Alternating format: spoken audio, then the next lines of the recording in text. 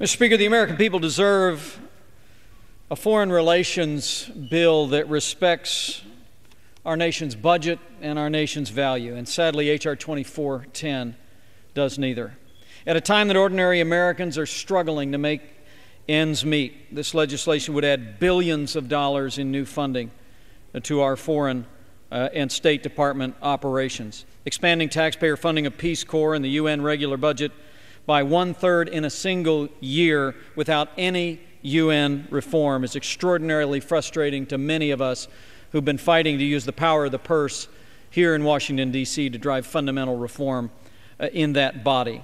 But beyond these extraordinary increases, a single-year increase of 35% in the State Department's basic salary and operations, this legislation does a disservice to the values of millions of Americans who cherish the sanctity of life and the sanctity of marriage.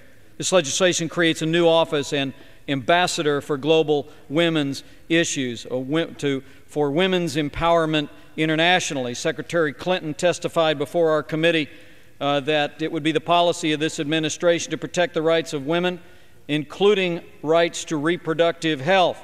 And Democrats on the committee actually rejected an amendment to clarify that it would not be U.S. policy to lobby countries to legalize, fund, or promote abortion. I even offered an amendment in the committee to change language that would require State Department training, reporting, and overseas advocacy of foreign laws regarding homosexual activity. I sought to change that to make it clear that State Department employees ought to promote universally recognized human rights, those upon which Americans agree, and that was rejected in the committee.